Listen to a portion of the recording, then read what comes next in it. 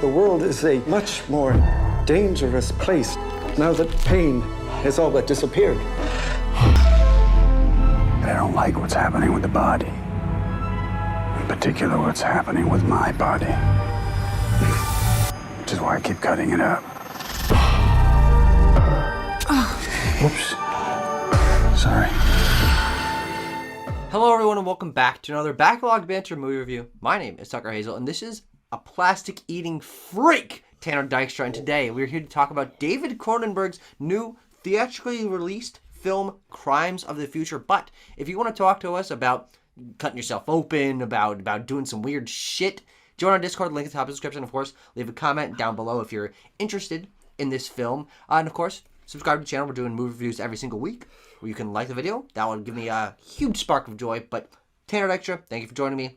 I want to hear your thoughts about Crimes of the Future. David Cronenberg's Crimes of the Future. A bit hyped up after it premiered at Cannes Film Festival, having the walkouts and things like that. David Cronenberg even himself saying, I'm expecting people to walk out in the third act of this film. And maybe we're just desensitized freaks, as Tucker said, plastic-eating freaks. But I'll say this, if you're worried about super gross body horror, not that much of it. It's not Cronenberg's most extreme film, even though he kind of sold it as that. But I would say that Crimes of the Future is his most interesting film in terms of world building, in terms of, tuning all of his actors to fit within this world. Just the odd future that Cronenberg has built with Crimes of the Future.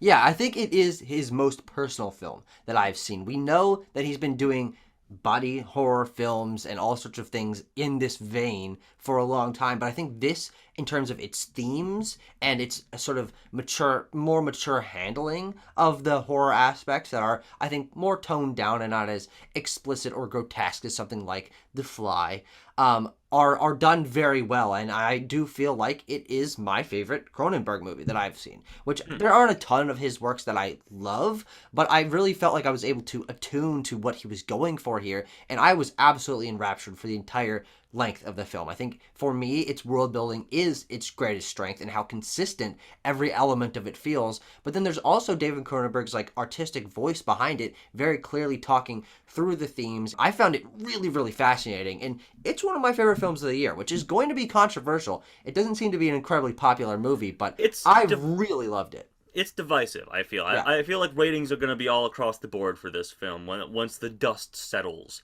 I think that the most interesting thing about Crimes of the Future, as I said, is the world building, is that it just drops you into this world where watching the trailers are not going to give you any indication of what this film is actually about, frankly. And having to sort of pick up threads and analyze backgrounds and analyze the discussions between characters to pick up on what the history of this world is that is in our future, quote unquote, because the conceit of this film in terms of its future is that humans are evolving at a rapid rate, and governments and politics and things don't know how to react to that, and people don't know how to react to that. And I think that the way that ties in with our main character's drive for artistry and bodily artistry is a super compelling mix of world building, which I thought was really interesting, and I always wanted to know more, and themes of artistry that are very compelling through the characters. Yeah, I totally agree. What really helps is the cast here. We have a really, really strong cast. We have, of course, Viggo Mortensen in that leading role,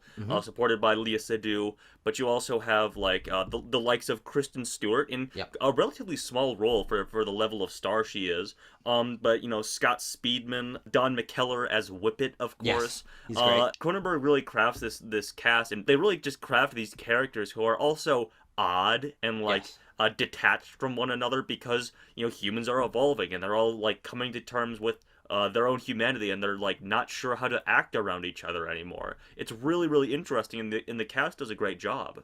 Yeah, and I think that the reason I was so able to connect to the world building is that this film is surprisingly easy to follow. I always was waiting for myself to be like, oh shit, what's this person doing? What's going on in the background? But I think the way that it is paced so slowly and really does delve into each sequence and each of the characters in each sequence explaining how they're feeling and those sort of things, I never felt lost, and I was always able to remember what had happened, remember where these characters are going and what the plans are, so that by the end of the film, I was like, man, I want to know what's going on. And that is, unfortunately, I think the only thing that I personally have to knock against this film is it does feel like it ends too early. This film is like an hour 40, an hour 45, 45, something like that. And it absolutely could easily have used another 30 minutes. I would have watched a 3-hour cut of Crimes of the Future. But it ending early does feel like it cuts off some story points. It cuts off a few character arcs.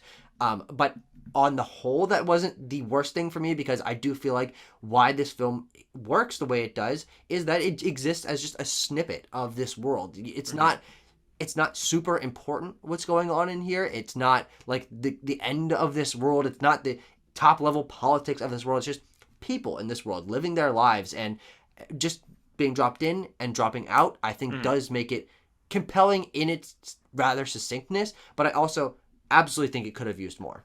Yeah, I think, I agree that my one major criticism is that it ends too early, because that could be cut down to Cronenberg builds a world so interesting that I always want more. Yes. But while that is true, I think there's also a few unrealized ideas that this film sets up, like the inner beauty pageant is just like a neat idea that we don't get to see, which is unfortunate, I think, and a strange decision, ultimately. But the other thing I had to say was that when we walked out, we settled on a definition for this film being low-key high concept. Yeah. Once you get over the hurdle of, like, this is a future that is far removed from the world in which we live, the plot is relatively simple to understand. There is some intrigue going on here. There is some revelations under the surface of this film that may spell out things for the future of this world that Cronenberg built.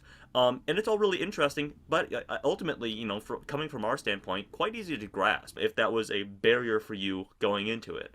Going back to the body horror thing, because that is a turnoff for some people. If you've seen the trailers for this and none of that gets to you too bad, there's not that much more in the film that's good. No. That it's all about on that level. In fact, a lot of the big things are in the trailers, I would say. There's things like you see the inside, like characters' guts and stuff like that, but a lot of times it is just like people deriving sexual pleasure from like being cut on their arm or stuff like that. Yeah. But yeah, there is some like intestines and stuff in this as well. Yeah, I think it is interesting that in its body horror, it kind of feels antiseptic and surgical in the way of it isn't super trying to gross you out. This is surgery, and it is showing it in explicit detail of flesh being cut open and seeing the insides of people when the flesh is cut open. But I never felt like it was going for gross out moments, not trying to scare me, which is why I even hesitate to call this a horror movie, because I never felt like it leaned into horror tropes in a way that I thought was fine. I'm glad that this isn't a horror movie. It wasn't going for jump scares. It wasn't going for gross out moments. Instead, it was just using the inherent grotesqueness of something like surgery to support its themes and its characters and this world in which people no longer feel pain, which is an interesting background element of this that allows all of the different elements of this film to sort of snowball. Yes. I did want to mention just the production is really impressive for this film as well. The props, I guess, is what you call them. Tucker made this astute observation that while people are becoming more like machines, subsequently machines are becoming more human-like. The props in here, the technology that these people use, have flesh and bone sort of designs to them. So I just think that production design element is really good and interesting in this film. Yeah, and especially also the production of the sets, which are very unique. I wouldn't say they're like my favorite sets. They're not incredibly intricate, but they're always just kind of barren and grimy, and it gives this like sort of overbearing, like sweaty feel to the film that I think absolutely works in its favor, and it's part of the tone that feels very coherent. And you talking about the machines that are more lifelike, I think that also visually helps support the themes of what does humanity mean, and if humans are evolving to become less human, are we losing our humanity? What is that actually important if we are still alive? And there's this background theme of like the downfall of the planet as humans have started to take over, and I think on a thematic level that's where the movie was not the most resonant to me in terms of I personally agree with everything that was portrayed in this film, but in terms of being very thought-provoking. I think this film is thought-provoking in its premises of art and humanity and politics and evolution and all these things that aren't topics that are delved into as deeply as this film goes, but I thought that's why it was so compelling to me. Sure, yeah. Should we give our rating, Tucker? We should.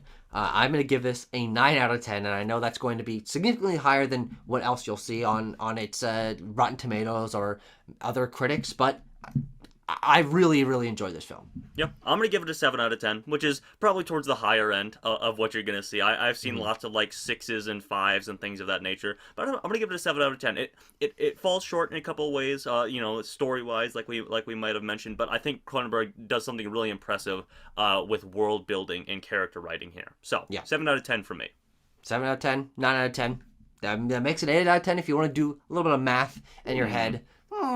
But thank you very much for joining me for this review, and we will see you guys for more lighthearted films in the future. Mm-hmm.